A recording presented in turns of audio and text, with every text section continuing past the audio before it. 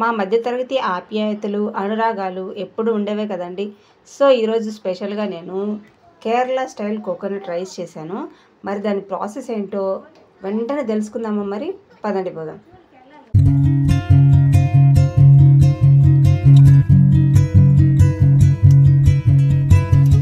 So దీనికి కావాల్సినది ఏంటంటే ఆయిల్ కావాలి అండ్ అట్లాగే గీ కూడా కావాలి. నెయ్యి తీసుకున్నాను కొంచెం. ఆ తర్వాత ఒక ఆనియన్ని కట్ చేసి పెట్టుకున్నాను, ఒక 3 పచ్చిమిరపకాయలు, ఇది బిర్యానీ ఆకు, దాల్చిన చెక్క, ఇది వచ్చి జాపత్రి అంటారు, ఇవి అనమాట. సాజీరా తీసుకున్నాను, జీలకర్ర కాదు.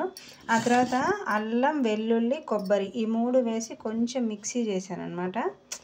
అంటే మ్యాక్సిమం కోకోనట్ రైస్ ఏంటంటే తెల్లగా ఉంటుంది కాబట్టి మనకి ఇట్లా ఉంటే బాగుంటుంది అని చెప్పి ఇంకా దీంట్లో మసాలాలు యాడ్ చేసామనుకోండి అది కలర్ చేంజ్ అయిపోతుంది. తర్వాత వచ్చి ఇదండి కొబ్బరి milk, fresh coconut milk. So coconut milk అనేది తీసుకున్నాను. దీంతోపాటు నేను నార్మల్ రైస్ వేయచ్చు, కాకపోతే నేను బిర్యానీ రైస్ అనేది కొంచెం వాష్ చేసి పక్కన పెట్టుకున్నాను. ఇప్పుడు మనం ఇవన్నీ యూస్ చేసి మనం కోకోనట్ రైస్ అనేది ప్రిపేర్ చేద్దాం. స్టవ్ వెలిగించుకొని కొంచెం ఆయిల్ అండ్ అట్లాగే కొంచెం గీ కూడా యాడ్ చేశాను. ఇప్పుడు ఆయిల్ అనేది వేడెక్కింది. దీంట్లో మనం ఫస్ట్ బిర్యానీ ఆకు, తర్వాత ఇవి దాల్చిన చెక్క ఇవి యాడ్ చేస్తున్నా అండ్ అట్లాగే సాజీరా కూడా యాడ్ చేస్తున్నాను. ఇవన్నీ త్వరగా వేగిపోతాయి అన్నమాట. సో ఇవి వేగిన తర్వాత మనం మసాలా అనేది యాడ్ చేసుకోవాలి. కొబ్బరి కదా వేసింది, తొందరగా మాడిపోతుంది. కొంచెం సేపు ఈ మిక్స్ అంతా కూడా బాగా వేగనివ్వాలి. ఈ మసాలా కొంచెం ఉడకాలన్నమాట, అందుకని.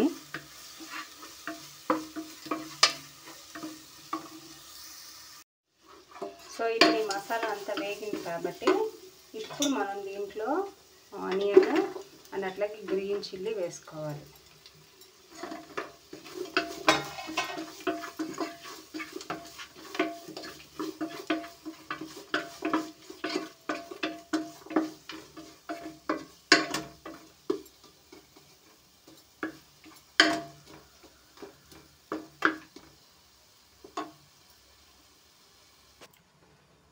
సో మీరు అడగచ్చు, నార్మల్గా ఆయిల్లో ఆనియన్ వేట్ చేసిన తర్వాత కదా మీరు మసాలా వేయాలి అని చెప్పి.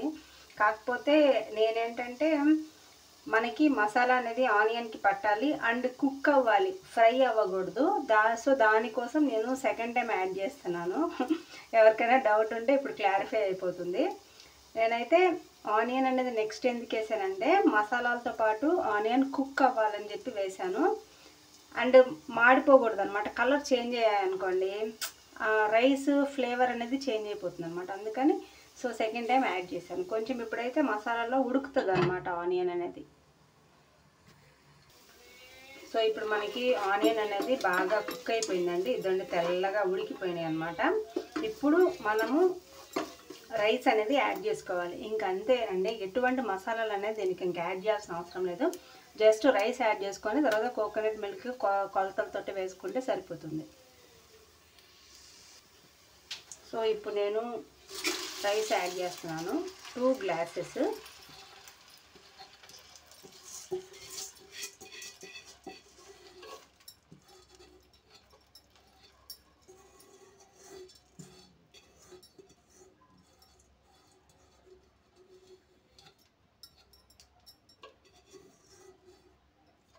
గ్లాసెస్ రైస్ అనేది దీనికి యాడ్ చేశాను.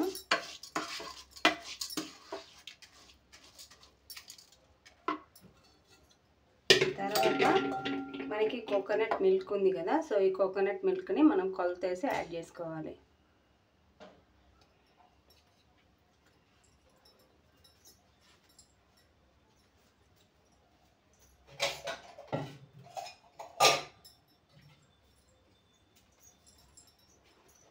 ఇది 2 గ్లాసులు కాబట్టి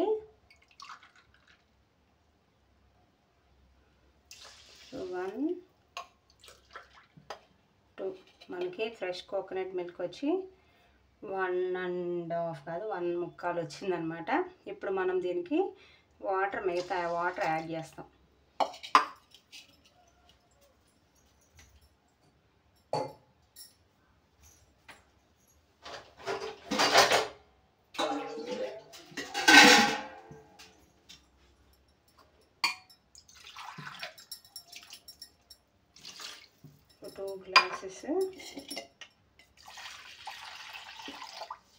గ్లాసెస్ ఆడ కంప్లీట్ అయిపోయింది. రిమైనింగ్ వచ్చి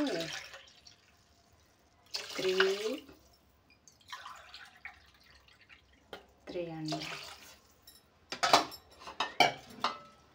బాగా కుక్ అవుతుంది.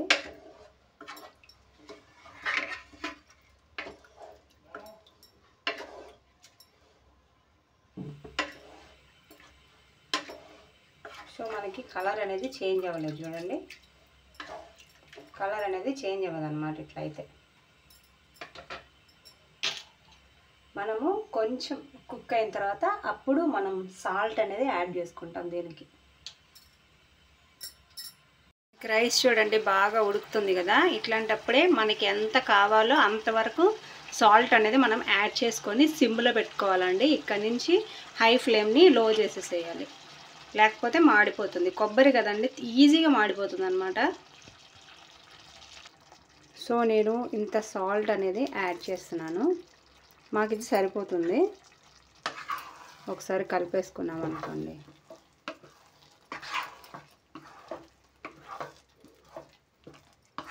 ఇది కేరళ స్టైల్ అండి ఈ కోకోనట్ రైస్ అనేది. నార్మల్గా మనము కొబ్బరి యాడ్ చేసి తిరగమాత వేసుకుంటాం కదా, సో ఆ స్టైల్ కాదనమాట. ఇది కేరళ స్టైల్లో కోకోనట్ రైస్ అనేది.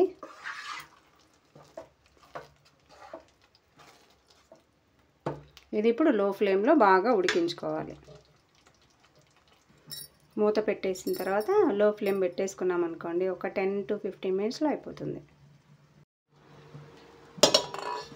మనకి రైస్ అనేది ఆల్మోస్ట్ ఆల్ కుక్ అయిపోయిందండి.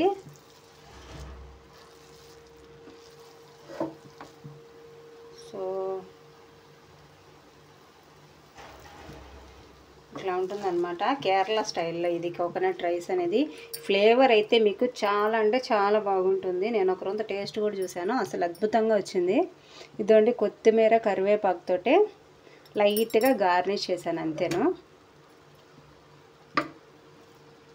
సో మనం దీన్ని ఇంకేం కదపాల్సిన అవసరం లేదన్నమాట. జస్ట్ మూత పెట్టేసేయచ్చు.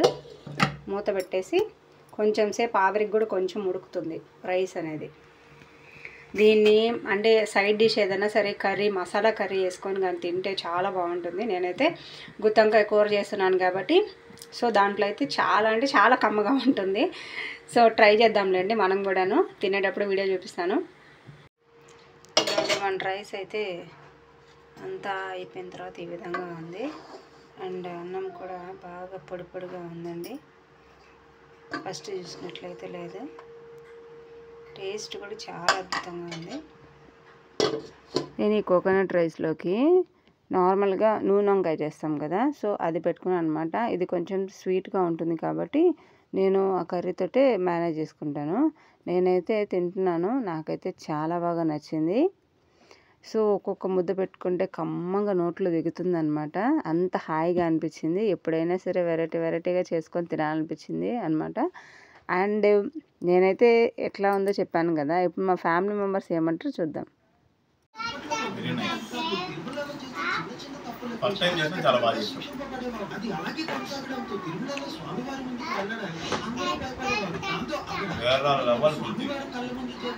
మా హస్బెండ్కి అయితే బాగానే నచ్చిందంట. సో ఇప్పుడు మా పిల్లల్ని అడుగుదాం. ఎలా ఉంది నాన్న చెప్పు, ఇప్పుడు చెప్పు మమ్మీకే. సూపర్ ఉందా? సూపర్ ఉందా చెప్పు, సూపర్ ఉందా? బాగుందా నాన్న? క్యారెట్ తిన్నావా? తిన్నాను. ఎట్లుంది? సూపర్ ఉంది. అవునా? నచ్చిందా నీకు? ఇది నా ఫేవరెట్. నచ్చిందా? ఇదే అవునా? ఇదేం రైస్ మమ్మీ? Coconut rice. బాగుందా? ఇప్పటి నుంచి నా ఫేవరెట్ అదే. అవునా? వీడియో కోసం చెప్పడం కాదు కానీ నిజంగానే చాలా బాగుందండి. మీరు కూడా ఈ రెసిపీని ఇంట్లో ట్రై చేసి మీ ఫ్యామిలీ మెంబర్స్కి కూడా తినిపించండి. వాళ్ళు కూడా మిమ్మల్ని బాగా మెచ్చుకుంటారు. గిన్నెలో ఒక్క మెతుకు కూడా మిగలకుండా మొత్తం అంతా ఖాళీ చేసేసారు. నెక్స్ట్ వీడియోలో మళ్ళీ కలుసుకుందాం. Bye bye.